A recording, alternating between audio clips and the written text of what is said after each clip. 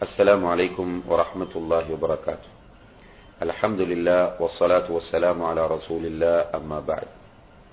அன்புள்ள சகோதர சகோதரிகளே, இந்த உலகம் மறுமைக்கான விளைநிலம்.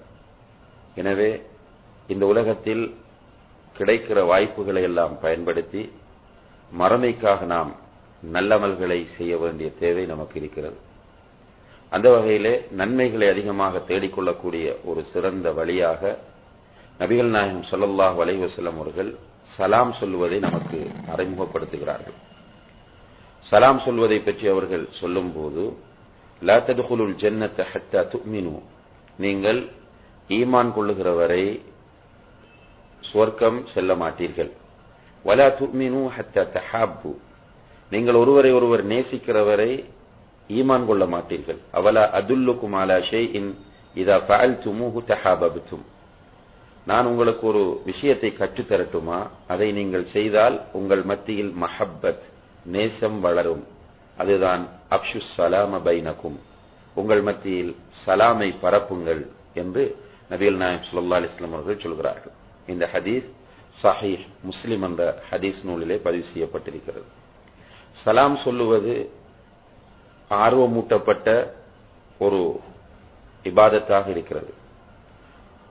ரசூலுல்லாஹி ஸல்லல்லாஹு அலைஹி வஸல்லம் அவர்கள் சொல்கிறார்கள், இன்ன மூஜிபாத்தில் மக்ஃபிரத்தி பத்லுஸ் ஸலாம் வ ஹுஸ்னுல் கலாம், அல்லாஹ்வுடைய மன்னிப்பை பெற்றுத்தரக்கூடிய காரியங்களில் உள்ளது சலாமை பரப்புவதும் நல்ல வார்த்தை பேசுவதும் என்று சொன்னார்கள். இந்த செய்தியை ஷேக் அல்பானி ரஹ்மத்துல்லாஹி அவர்கள் ஸஹீஹுல் ஜாமிஇல் குறிப்பிடுகிறார்கள். எனவே அல்லாஹ்வுடைய மக்ஃபிரத்தை, பாவ மன்னிப்பை பெற்றுத்தரக்கூடிய ஒரு சிறந்த வணக்கம்தான் இந்த சலாம் சொல்லுவது. சலாம் சொல்வதற்கு செலவு செய்ய வேண்டிய அவசியம் இல்லை, கஷ்டப்பட வேண்டிய அவசியம் இல்லை. இலகுவாக நாம் நன்மைகளை பெற்றுக்கொள்ள வாய்ப்பிருக்கிறது. ஒரு நாள் நபிகள் நாயகம் ஸல்லல்லாஹு அலைஹி வஸல்லம் அவர்கள் உட்கார்ந்திருக்கிறார்கள். ஒருவர் வருகிறார், அஸ்ஸலாமு அலைக்கும் என்று சொன்னார். ரசூலுல்லாஹி அலைஹி வஸல்லம் அவர்கள் வ அலைக்குமுஸ் ஸலாம் 10 என்றார்கள், 10 என்றார்கள். இன்னும் ஒருவர் வந்தார், அஸ்ஸலாமு அலைக்கும் வ ரஹ்மத்துல்லாஹ் என்றார். நபி ஸல்லல்லாஹு அலைஹி வஸல்லம் அவர்கள் வ அலைக்குமுஸ் ஸலாம் 20 என்றார்கள். இன்னும் ஒருவர் வந்து அஸ்ஸலாமு அலைக்கும் வ ரஹ்மத்துல்லாஹி வ பரகாத்துஹு என்றார். நபி ஸல்லல்லாஹு அலைஹி வஸல்லம் அவர்கள் வ அலைக்குமுஸ் ஸலாம் வ ரஹ்மத்துல்லாஹி வ பரகாத்துஹு என்று சொல்லிவிட்டு 30 என்றார்கள். விளக்கம் கேட்டபோது, அஸ்ஸலாமு அலைக்கும் என்று சுருக்கி கொண்டவருக்கு 10 நன்மைகளும், வரஹ்மத்துல்லாஹி என்று சொன்னவருக்கு, சேர்த்து சொன்னவருக்கு 20 நன்மைகளும், வபரகாத்துஹு என்று பூரணமாக சொன்னவருக்கு 30 நன்மைகளும் கிடைத்தது என்று சொன்னார்கள். இப்ப நாம் ஒவ்வொரு நாளும் பலரை சந்திக்கிறோம். குறிப்பாக நம்முடைய வீட்டில் உள்ளவர்களை சந்திக்கிறோம்.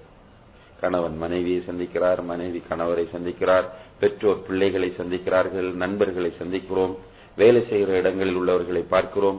இப்படி ஒவ்வொருவரை பார்க்கும் போதும் நாம் சலாம் சொன்னால், குறைந்தது அஸ்ஸலாமு அலைக்கும் என்று சொன்னால் 10 நன்மைகள் இலகுவாக நமக்கு கிடைக்கின்றன. ஆனால் இதை புரிந்து கொள்ளாத காரணத்தினால் இன்று சலாம் சொல்வதற்கு நிறைய பேர் சங்கடப்படுவதை பார்க்கிறோம். அதிலும் குறிப்பாக இன்று சலாம் சொல்வது சுருங்கிவிட்டது. யாருக்கு சுருங்கிவிட்டது என்றால், தெரிந்தவர்களுக்கு மாத்திரமே சலாம் சொல்லக்கூடிய நிலை. நபிகள் நாயகம் ஸல்லல்லாஹு அலைஹி வஸல்லம் அவர்கள் சொல்கிறார்கள், அலா மன் அரஃப்த வ மன் லம் தஅரிஃப், நீ அறிந்தவர்கள் அறியாதவர்கள் எல்லோருக்கும் சலாம் சொல்லு. உனக்கு பழக்கமானவர்கள் பழக்கம் இல்லாதவர்கள் யாரை சந்தித்தாலும் சலாம் சொல்லு என்று நபி ஸல்லல்லாஹு அலைஹி வஸல்லம் அவர்கள் சொல்கிறார்கள்.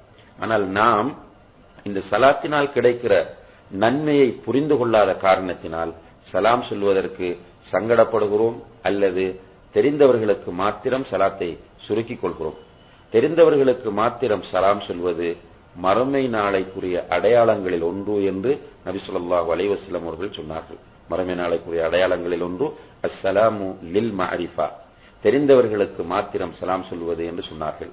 எனவே அன்புள்ள சகோதர சகோதரிகளே, நாம் இந்த சலாமை அதிகமாக பரப்ப வேண்டும், நிறைய சலாம் சொல்ல வேண்டும், நிறைய நன்மைகளை பெறலாம். இலகுவான இந்த வழியை பயன்படுத்த ஆசைப்படுகிறவர்களுக்கு இது ஒரு நல்ல வாய்ப்பு.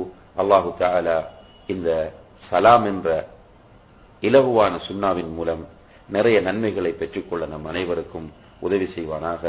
وآخر دعوانا أن الحمد لله رب العالمين والسلام عليكم ورحمة الله وبركاته.